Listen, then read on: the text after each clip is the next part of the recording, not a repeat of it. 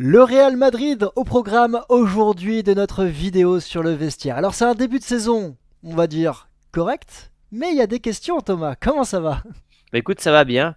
Ouais, on laisse un peu de suspense, tu sais, faut pas attaquer Ah oui. trop vite. Donc on prend le temps, tu vois, un peu comme le lièvre et la tortue. On est un peu caché dans l'ombre et puis on va attaquer derrière. Oh, le lièvre et la tortue, attention. Bon, en tout cas, on est de retour aujourd'hui pour parler du Real Madrid. Mhm. Eh oui, Du Real Madrid, parce que hein, on a parlé, et je cherche, voilà, je voilà, cherche. c'est ça.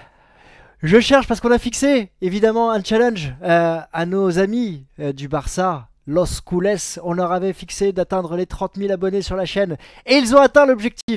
Alors, Ouais, donc les gars, là, s'il vous plaît, hein, les Catalans ont fait le job pour les 30 000. Si vous supportez le Real, que vous aimez la chaîne et le concept, allez vous abonner pour qu'on aille chercher ces 31 000. Ils peuvent pas gagner. Ils peuvent pas gagner la bataille. On va montrer aussi que la communauté madrilène, elle est soudée. Donc je elle compte est sur vous, les soudée. amis. Elle est soudée. En tout cas, lundi, on a parlé du Barça. Hier, on a parlé de l'Olympique de Marseille. Aujourd'hui, on va se parler du Real Madrid. Et demain, on se parlera d'une autre équipe majeure de ce Mhm. championnat européen. On commence tout de suite avec le mercato. Thomas, Ouais. évidemment, en termes d'arrivée, j'ai l'impression qu'on peut être ultra satisfait, content mais peut mieux faire. Hendrik Mbappé, ça envoie quand même. Ouais, bah, ça serait quand même malhonnête de dire que c'est un mercato qui est mauvais. Mbappé, tu le fais venir libre de tout contrat. Je pense que toutes les écuries européennes auraient rêvé de le prendre. Et puis Hendrik, c'est le nouveau joyau du Brésil. Évidemment, un diamant à polir qui sera pas efficace de suite, quoique. Mais voilà, donc c'est vraiment un mercato basé sur l'attaque, qui était peut-être le dernier maillon de la chaîne à compléter. Et donc, ouais, je suis plutôt satisfait, sachant que le Real, bah, depuis ces dernières années, ils achètent très peu, hein.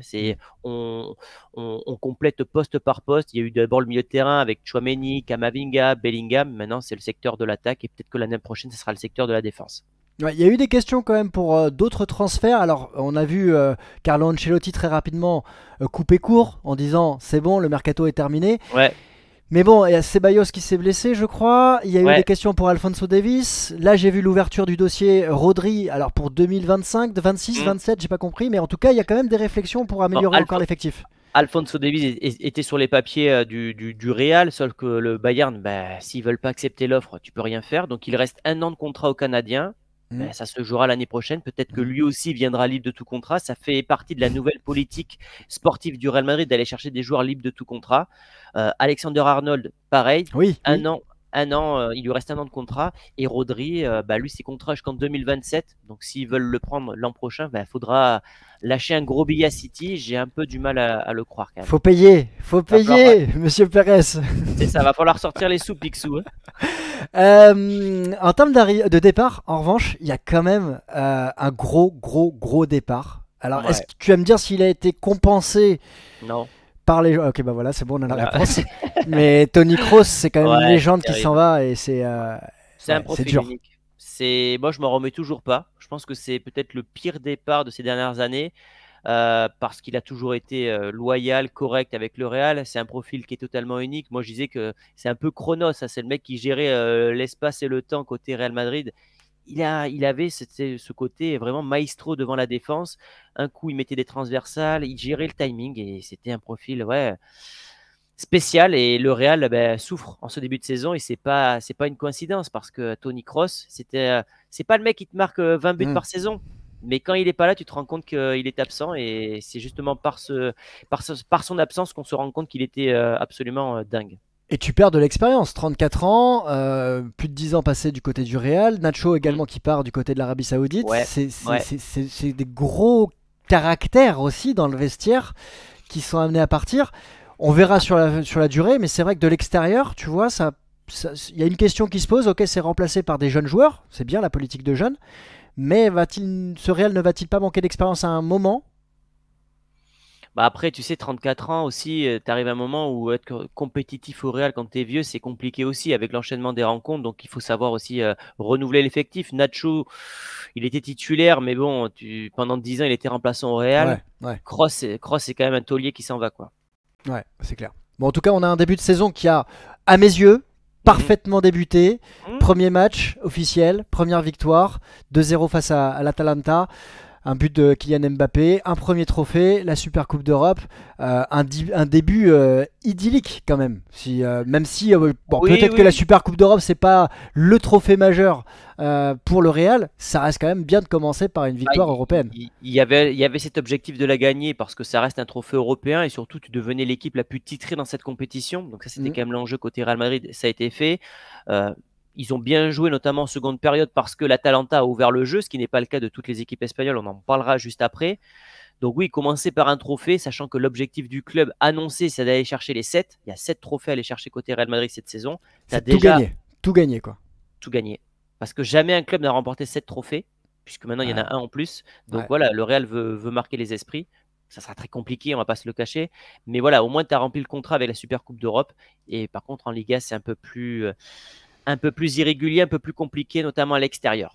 Bon, t'es sur un rythme habituel. Ce qu'on se dit traditionnellement, c'est que une victoire à domicile, un match nul à l'extérieur, c'est le rythme du champion. Si tu perds pas, tu perds 2 points Ouais, certes, mais mais bon, bon, voilà. Après, c'est le Real. Voilà. Qu'est-ce que ça renvoie? Parce que tu commences avec un nul à Mallorca. On va parler global et après on va rentrer dans le ouais, spécifique évidemment avec les joueurs individuels, les individualités, les questions et des espoirs, parce qu'il y a des espoirs évidemment dans ce ouais, ouais, Real. ouais. Mais comment ça se transparaît en Espagne, au Real? C'est un début de saison raté en Non, Liga? pas raté, mais décevant parce que tu perds quand même 4 points en 4 rencontres.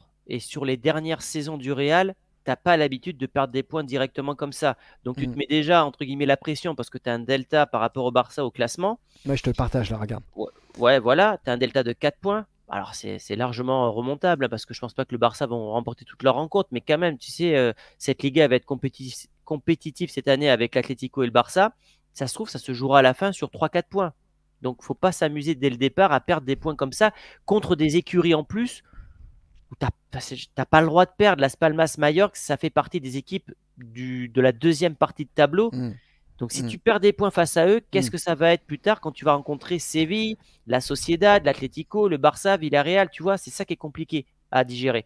Ouais, et de l'extérieur, encore une fois, ce qui me marque, c'est que cette équipe, elle n'a pas réellement été bouleversée. Alors certes, Toni Kroos, c'est quand même un élément marquant, mais tu rajoutes un élément pimpant, Kylian Mbappé devant. Ah, Alors, ça fait du changement quand même, tu vois, ouais, dans les automatismes, dans l'équilibre. On a changé de schéma tactique, on n'est plus en 4-4-2, on est en 4-3-3. Donc ça bouleverse quand même un petit peu l'équipe. Mais que ce soit en termes de résultats ou en termes de production. jeu proposé, de production, ce Real a été quand même décevant, notamment à l'extérieur. À Ouais. domicile, il y a le Santiago, il y a une invincibilité de 35 matchs à domicile. Ils arrivent toujours à mettre la pression, à trouver la faille à un moment donné. Cette victoire contre le Betis, c'est une vraie belle victoire parce que le Betis était un peu une bête noire ces dernières saisons. Et puis il y a voilà, surtout cet homme-là quand même. Ouais, le doublé de Kylian Mbappé. Je voulais juste revenir sur la première victoire à domicile, la première victoire de la saison quand même. Ouais, Elle se dessine encore une fois dans le Real, oui, le Real time, c'est-à-dire à ouais, la ouais. fin de la rencontre. Euh, Là où toutes les autres équipes fatiguent physiquement, on a toujours un Real qui reste linéaire, toujours Ouais. fort, fort, fort mentalement et physiquement pour aller chercher la victoire. Victoire en deuxième mi-temps, les Elle deux est assez, victoires d'ailleurs. ouais. Les, Elle les est deux assez victoires en deuxième symbolique mi-temps. parce qu'en fait, le Real, sur 3 des 4 matchs de Liga, n'a pas marqué en première mi-temps. Donc c'est un Real qui fait la différence en seconde mi-temps, donc ça c'est un point positif quand même. Symbolique parce que Valverde, c'est le meilleur homme madrilène depuis le Hmm. début de la saison, très régulier, performant, buteur, passeur, enfin, vraiment extraordinaire. Et symbolique aussi parce que c'est le banc de touche aussi qui fait la différence avec ce Brahim Diaz qui est vraiment le 12e homme et Hendrik, nouvelle recrue, qui marque au bout de 3 minutes sous ses nouvelles couleurs, un peu comme Greenwood du côté de Marseille. Hmm. Voilà, il a marqué directement et ça c'est un motif d'espoir pour la suite parce que c'est 9 minutes jouées avec le Real Madrid, Hendrik, 5 tirs, 3 cadrés, un but. On va en reparler juste après parce que c'est vrai qu'il est impressionnant et j'avais dit d'ailleurs dans le Tour d'Europe qu'on a fait lundi que j'étais très surpris parce qu'à chaque fois qu'il touche le ballon, on a l'impression que c'est Eh oui. cadré. Ouais, ouais. Il profite de la fatigue de l'adversaire, mais ouais, il se place bien, quoi. En revanche, il y a des interrogations. Comment ce trio va-t-il fonctionner? Est-ce que Carlo Ouais. Ancelotti va trouver la solution avec Bon. deux hommes qui semblent un peu au-dessus? un Vini qui devrait aller chercher le Ballon d'Or justement à la fin octobre, juste après le Classico d'ailleurs. Un Mbappé qui vient d'arriver. Un Rodrigo, est-ce qu'il est mis de côté? Parce que moi j'ai la une de la Marca avec Bellingham, Vinicius et La BMW, Mbappé. là. La Voilà. BMW, ouais. Derrière, il y a la question sur Insta avec le post qui est enlevé rapidement de Rodrigo. Et puis il y a la polémique hier du Ballon d'Or. Ouais, il y a beaucoup de choses. Et puis à chaque fois que Carlos sort un joueur de cette attaque, bah, comme par hasard, c'est toujours Rodrigo, parce que c'est plus facile de sortir Rodrigo que Mbappé, nouvelle recrue, et que Vinicius, futur Ballon d'Or. Tu as l'impression que à chaque fois qu'il y aura une décision à prendre, ça sera le perdant de cette décision-là. Donc ça, c'est quand même un point à mettre en avant. Et je ne serais pas étonné à un moment que ça pète, d'autant plus qu'il a reçu des offres de City. Et à un moment, ça peut le travailler s'il voit que c'est toujours le gars qui sera remplaçant ou qui sera le premier à sortir ou qui ne sera pas mis en avant par la presse. Hier, avec le Ballon d'Or, je rappelle qu'il n'est pas nominé quand même. Ça peut le travailler à long terme, pas de suite, mais à long terme, ça peut le travailler. Il y a une question sur ce trio de complémentarité. C'est trois mecs qui aiment jouer côté gauche. Ça s'est vu à Majorque. C'était quand même caricatural où tu avais trois joueurs qui jouaient dans 5 mètres carrés. Et c'est pas possible, tu n'as pas d'équilibre dans la surface, dans la zone. Sur le dernier match contre le Betis, on a vu un Rodrigo qui restait couloir droit, qui arrêtait de dézonner. C'est trois joueurs qui ont le même profil, trois sprinters, trois mecs qui aiment dribbler, trois mecs qui aiment jouer côté gauche. Est-ce qu'il y a une vraie complémentarité? C'est une question à se poser. Moi, j'ai toujours milité pour Haaland, pour ce côté un peu pivot qui pouvait faire briller justement les ailiers tels que Rodrigo et Vinicius. Donc, il y a plein de questions à se poser. Maintenant, est-ce que ça va marcher? J'espère que oui, évidemment. Le temps nous le dira. Mais pour l'instant, il y a quand même pas mal d'interrogations. Il y a une interrogation aussi à travers l'arrivée d'Mbappé. Alors, moi, je suis pas surpris qu'il y ait un petit laps de temps, tu vois, Oui. d'adaptation. Le mec, il vient d'arriver, il a une préparation courte, je vais pas dire ratée, mais courte. Bon, il a été respectueux du travail de Pintus, visiblement. Il marque pour son premier match. Après, il y a des grandes attentes. On l'a vu, titillé par la presse espagnole, naturellement. Il marque son doublé qui, je pense, va le libérer. Là, il y a la pause avec l'équipe de France, même s'il est un peu chahuté. Dans la presse française là, sur l'équipe ce matin, on l'a vu à travers comportement de star, critiqué potentiellement en interne. On verra comment il va s'adapter, mais je trouve peut-être, voilà, il y a une autre question qui va se poser, c'est de savoir comment ce Real va s'adapter à la blessure de Bellingham. Est-ce que c'est inquiétant de voir Bellingham blessé, ou est-ce que tu penses que ça peut permettre à Ancelotti de travailler l'animation offensive sans Jude Bellingham, et aussi à l'international anglais de se reposer? Parce que C'est sûr. l'année dernière, il a quand même enchaîné, le garçon. Ouais. C'est sûr que Bellingham, c'est un profil assez unique dans ce milieu du Real. C'est vraiment le mec qui est au four et au moulin. Il est partout, il est complet, il se projette dans la surface, il va récupérer des ballons. Maintenant, c'est vrai qu'avec la saison qu'il a fait l'an passé, avec l'Euro qu'il a fait avec l'Angleterre où il va jusqu'en finale, il a aussi besoin de repos. J'ai pas envie qu'on subisse le syndrome Pedri du côté du Barça. Mais bon, c'est une absence préjudiciable pour le Real. Je voulais juste revenir sur un point sur Mbappé. Tu as parlé de la presse. Ouais. La presse, elle est en Espagne, elle est comment dire, elle est un peu agressive. Et Ah bon? ça, Mbappé, je pense pas qu'il était aussi préparé à ça. J'ai un exemple à te citer, Chiringuito qui zoome sur la vitre du bus. On voit le reflet du téléphone d'Mbappé qui était en train de lire un article sur lui je crois que c'était le Foot Mercato. Ouais, voilà. Ça. Donc il n'aura pas le droit à l'erreur. Il n'aura pas le droit à l'erreur. Et ce que je te disais la dernière fois aussi, c'est que en Espagne, il compare chaque match d'Mbappé avec chaque match de Cristiano Ronaldo. Donc en fait, il a une pression qui est terrible. Donc il a marqué ce week-end. Il va falloir qu'il enchaîne plusieurs matchs comme ça en marquant pour faire taire les critiques et qu'il puisse souffler aussi. Maintenant, factuellement, c'est quand même le meilleur buteur de Madrid cette saison. Donc ça, il peut quand même s'en vanter. Ouais, ça fait. On est à cinquième match du Real Madrid, 3 buts. Bon. 3 buts, ça va, il y a pire. Il y a pire comme départ. Il y a des motifs d'espoir. Alors, la photo, elle est un peu trompeuse par rapport à l'attitude de Brahim Diaz, mais c'est un joueur qui, quand il est rentré, a fait la différence et a apporté. Moi j'ai vu le dernier match justement face au Betis, ce dernier match où il rentre en jeu et tu sens vraiment cette volonté d'apporter, de créer la différence, d'apporter du dynamisme, de la percussion, la vista, parce qu'il a l'œil aussi pour aller chercher les attaquants. Ça a été un vrai plus pour ce Real. Bah, si le Real l'an passé remporte la Liga, la Ligue des Champions, c'est grâce à son banc de touche et notamment avec des mecs comme Brahim Diaz. Mais paradoxalement, ce mec-là, tu as l'impression qu'il est quand même plus fort lorsqu'il rentre en jeu que quand il est titulaire. Je sais plus dans quel match il est titulaire, mais il est plutôt décevant. Je crois que c'est à Las Palmas, je crois. Vous me corrigerez si je me trompe. Et il fait pas un match, il est pas bon dans ce match-là. Par contre, quand il rentre, il profite de la fatigue. Je pense qu'il a moins de pression en étant remplaçant qu'en étant titulaire, mais c'est un élément ultra important et ça a été vraiment la belle surprise de l'an passé. Il continue sur ses standards. Il a été buteur contre Valladolid. C'est un élément perturbateur parce qu'il a des petits pas chaloupés, un petit peu comme Messi quand il court. Vraiment, il fait des petits pas comme ça. Et puis Hendrick aussi, motif d'espoir parce que comme je te l'ai dit tout à l'heure, dès qu'il rentre, il a très peu joué. Il arrive toujours à se créer une occasion. Donc c'est de bon augure pour la suite parce que avec les miettes, il arrive à faire quelque chose, quoi. Et ce que je trouve très intéressant avec Hendrick, c'est qu'il a une vraie confiance de la part de Carlo Ancelotti. Une vraie confiance parce qu'il rentre très régulièrement dans les 5 premiers matchs qu'il a pu disputer. En tout cas, je l'ai senti, je l'ai régulièrement vu rentrer soit dans les stats, soit dans le match face au Betis. Et d'ailleurs, quand il rentre, mais direct, premier ballon, tir cadré. C'est le travail d'Ancelotti, c'est de concerner tout l'effectif. Quand tu as un effectif aussi pléthorique, tu es obligé de donner du temps de jeu à tout le monde, sinon tu peux perdre une partie de ton vestiaire. Est-ce qu'un Arda Güler, justement, est considéré comme un espoir à l'heure actuelle ou il est plutôt neutre par rapport aux deux premiers qu'on a cités? Il a un temps d'avance sur Hendrick, il a déjà été titulaire. En fait, Hendrick est dans le rôle de Güler l'an passé, c'est-à-dire qu'il va rentrer en cours de match, il aura des miettes.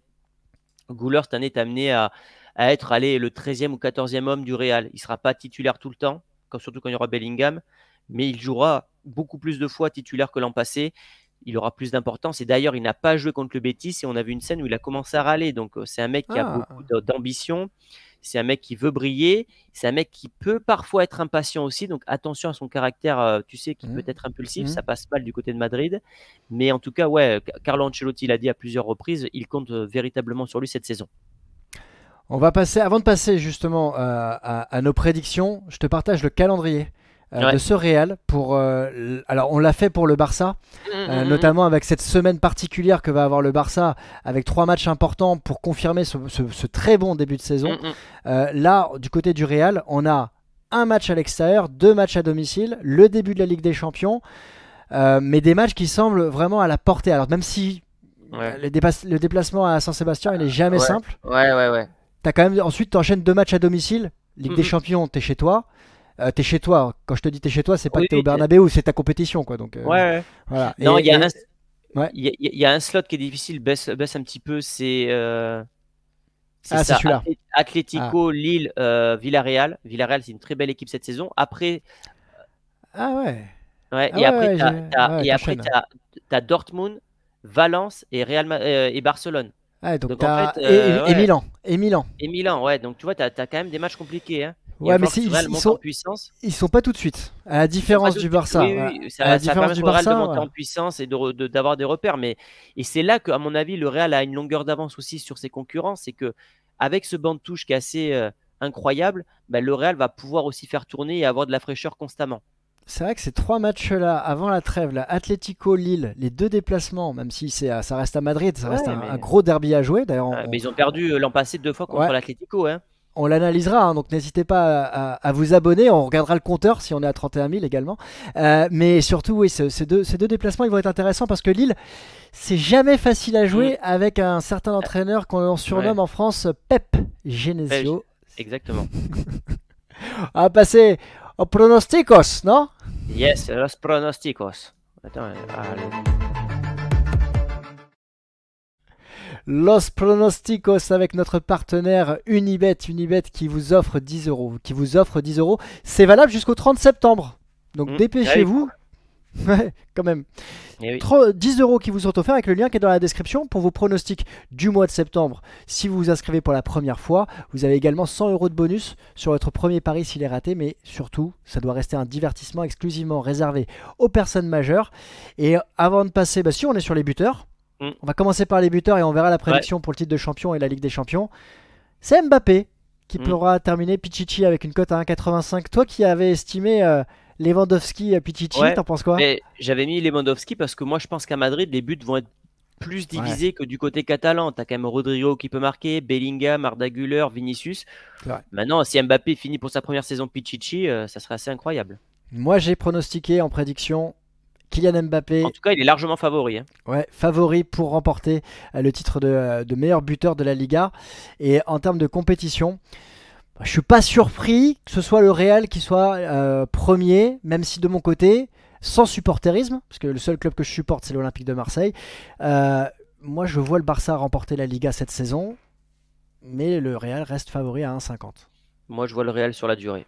La Liga est un marathon et je pense que le Real va réussir à trouver une régularité en championnat. En tout cas, je l'espère. En tout cas, le trublion qu'est l'Atlético Madrid reste en embuscade. Yes. Juste derrière. On va regarder, je vais essayer de retrouver la cote de la Ligue des Champions pour savoir où se situe justement ce Real Madrid. Je pense qu'il doit être favori naturellement. Ligue des Champions, compétition. Avec City peut-être. Ouais, City devant. City est devant. Toujours favori, ouais. Le Real à 4,20. Alors, c'est l'équipe qui est la plus pronostiquée par contre, hein, 35%. Ouais, mais ça me semble logique dans le sens où moi, là où je suis plutôt interrogatif sur la Liga, sur le côté back-to-back en Ligue des Champions, je pense que ça pourrait se jouer. Alors, c'est tellement rare le back-to-back, ça a été fait qu'une fois. Enfin, c'est même le back-to-back. C'est le strip-it là, où je sais pas comment ils appellent ça. Ouais. Mais ouais, écoute, oui, ils seront favoris. Hein, ils seront favoris. Maintenant, ça dépendra de leur parcours, de leur classement, puisque c'est une nouvelle compétition. Du tableau qu'il y aura derrière, sachant que maintenant, tu peux affronter absolument tout le monde dès les huitièmes de finale. Donc ça change quand même la compétition. Et puis, je pense que tu veux qu'on parle d'Mbappé avec l'équipe de France, c'est ça? Ouais, je voulais terminer. Voilà, Kylian Mbappé, buteur avec l'équipe de France pour le match de demain. C'est un France-Italie. Je suis pas certain, moi, qu'il marque. Je suis pas certain qu'il marque. Ah Avec ouais. la défense italienne, ouais. S'il y a un bloc bas et tout, je suis pas sûr que ça lui plaise ce genre d'équipe. Je le vois pas spécialement buteur contre l'Italie, moi. Est-ce que tu vois un autre buteur, toi, dans cette rencontre? Moi, je peux le jouer buteur, justement, dans ce début de saison. Tu vois, il y a même la cote qui est sympa, qui est buteur ou passeur. Ça, c'est pas mal, ouais. Buteur ou passeur. Sinon, je sais pas. T'es pas Barcola. hypé. T'es pas hype. Non, je suis pas hypé parce que. Ouais. Barcola, il est à 3,52 en Ouais, tant que buteur. c'est un peu l'homme de début de saison en Ligue 1 et peut-être qu'il va continuer sur sa dynamique. Je mettrais peut-être Barcola plutôt qu'Mbappé. Bon, on en reparlera probablement demain de Yes. Kylian Barcola. Non, De Kylian Barcola. de Bradley Barcola. Mais aujourd'hui, on termine avec le Real. Le Real, donc, qui a des espoirs, bien évidemment, de conserver sa Liga, de conserver cette Ligue des Champions. Mais il y a des questions. En tout cas, On Thomas. verra. On fera un nouveau bilan lors de la prochaine trêve. J'espère qu'on aura plus de victoires que de matchs nuls et de défaites. Et en tout cas, oui, le Mbappé va devoir passer la seconde comme Vinicius et Rodrigo. Le mot de la fin, ça sera quoi le hashtag aujourd'hui, Thomas? Hashtag Kiki, je sais pas. Allez, hashtag Kiki. Allez, Voilà. hashtag Kiki. C'est pas mal. Surprenant. On se retrouve demain, les amis, pour une prochaine vidéo. N'hésitez pas à vous abonner et puis on fera les comptes, hein, pour voir si vous avez battu le Barça. Oui, abonnez-vous, les amis. On compte sur vous. Allez, ciao. Ciao.